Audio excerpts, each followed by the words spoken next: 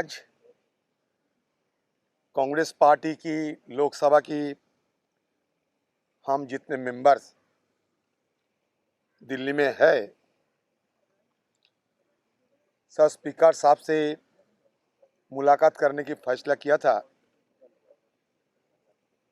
और स्पीकर साहब से मुलाकात भी की। और हमारे ऊपर जिस तरीके से अत्याचार और हिंसा हुआ है और होने वाला है, विस्तृत रूप से इसके व्याख्यान हम लोग दिए हैं स्पीकर साहब को। स्पीकर साहब हमारे सारे बात बड़े ध्यान से सुना भी है और अगले तारीख हम दिल्ली के उस पुलिस ऑफिसर के खिलाफ जिन्होंने सुनियोजित तरीके से हमारे एमपीज के ऊपर ब्रिटिश हुकूमत के बाद इस तरीके की घिनौने हमला किए और वो भी खास दिल्ली में, जब एआईसीसी दफ्तर के अंदर भी घुसते हुए हमारे कार्यकर्ता को, हमारे एमपीज को जिस तरीके से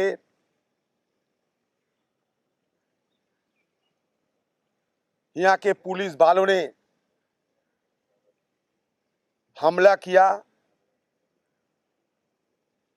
काफी हमारे एमपीज गहरा चोट भी खाई हैं।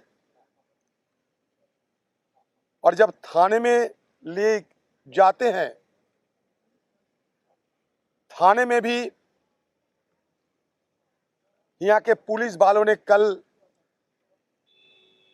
हमारे एमपीज के साथ इस तरीके की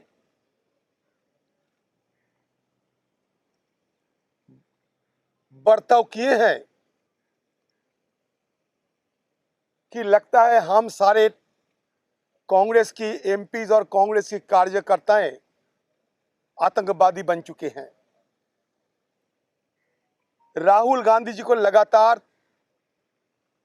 3 दिन 10, 11, 12 घंटे तक पूछताछ किया जाते हैं, फिर दोबारा बुलाए जाते हैं। देखिए, किसी से कोई पूछताछ करने में हमें कोई परहेज नहीं।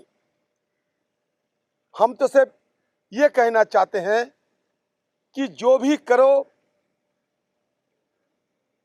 उसमें बदला की राजनीति ना किया करो, हिंसा की राजनीति ना किया करो। आज तक आपने देखा है कि किसी पॉलिटिकल लीडर को लगातार 3 रोज और वो भी 11 घंटे 12 घंटे पूछताछ किया जाते हैं। उनके तिजोरी में कितने सारे सवाल मौजूद है मुझे पता नहीं, लेकिन राहुल गांधी जो जा रहे हैं, हम क्या गुनाह किया? मान लीजिए आपके घर से आपका कोई रिश्तेदार कभी बाहर जा रहे हैं, चाहे ट्रेन पकड़ने के लिए, चाहे एयरपोर्ट में जा रहे हैं, तो घर वाले ने आपको साथ जिनके संपर्क नजदीक करीब है, उन्होंने क्या सीएफ करने नहीं जाते? सीएफ करने नहीं जाते। हम लोग कभी माना किया कि राहुल गांधी जी को ईडी दफ्तर जाना माना है, हम ईडी दफ्तर जाने नहीं देंगे? ये तो नहीं कहा हमने। हम लोग क्या क्या कि राहुल गांधी जी जाएंगे as a gesture of solidarity, वो हमारा नेता है, और नेता जहां जाते हैं हम उनको सीएफ करने के लिए शांतिपूर्ण तरीके से हम चलेंगे उनके साथ। अगर वो गाड़ी में जाए तो जा सकते, हम पैदल जाना चाहते हैं कि ये क्या अन्याय है? ये क्या हमारा कानून में इसका कोई सम्मति नहीं है, इजाजत नहीं है? और हम लोग क्या किया? लेकिन फिर भी ये आज की जो तानाशाही की सरकार, ये तानाशाही की सरकार सारे दिल्ली को एक किले में तब्दील कर दिए हैं और यहाँ लगातार हमारे खिलाफ, एमपीज के खिलाफ, कांग्रेस पार्टी की आम कार्यकर्ता के खिलाफ ये लोग लगातार हमला बोले जा रहे हैं। आपको सुनने में हैरान होगी, हमारे महिला लोकसभा की नुमाइंदे और राज्यसभा की नुमाइंदे, उनका पर जिस तरीके से कल अत्याचार हुई है, कुर्ता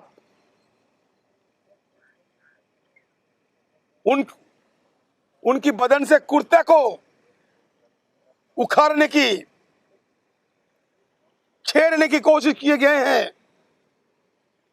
मैं दावे के साथ कह सकते हैं कि अब वीडियो देखिए हमारे लोकसभा की एमपी ज्योति मौनी जी की, जिनके साथ किस तरीके की घिनौने बर्ताव हुए हैं आपको खुद पता चलेगी। कामीज फाड़ दिए, उनकी कामीज फाड़ दिए, खाने में पानी तक नहीं दिए गए पीने के लिए, खाने की बात छोड़ दो। और रात में जब वापस घर आई वो सिर्फ रोती रही। अब मेरी बात यकीन के साथ सुन लिया करो, आप खुद जाके देखो कि इस तरीके की अत्याचार करना के हिंदुस्तान की ये अमृतकाल की ये नजारा है। हिंदुस्तान की अमृतकाल को ये मोदी और अमित शाह की सरकार ये जहर काल में तब्दील करने की प्रयास कर रहे हैं, बना रहे हैं। आप खुद देखो, हिंदुस्तान में कभी क्या कोई आंदोलन नहीं होते?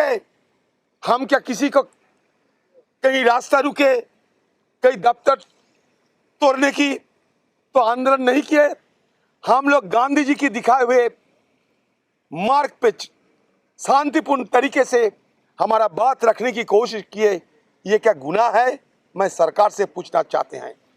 दादा एक सवाल है, अखबार में एक खबर आई है कि राहुल गांधी जी से जब इन्फोर्समेंट डायरेक्टरेट पूछताछ कर रहा था तो उन्होंने बोला कि एजेएल और यंग इंडिया के बीच जो ट्रांजैक्शन हुए हैं उसका लेखा मोतीलाल वोरा जी के पास है। अच्छा, एक बात सुनिए, जब सारे दिल्ली को किला में तब्दील किया गया, ईडी दफ्तर को किले में तब्दील किया गया, तो वहां के अंदर की खबर इन लोगों को बस कैसे पता चलते? ये तो प्लान टेस्ट स्टोरी है। ये तो प्लान टेस्ट स्टोरी है।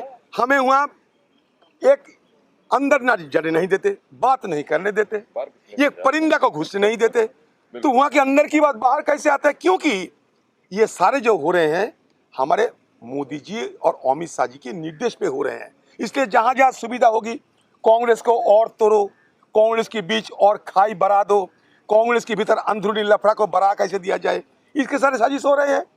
हमें तो पता नहीं, उनकी नजदीक नेता है, पता नहीं, हमारे एमपी को पता नहीं, उनको पता चल गया और गोदी वालों को पता चल गया।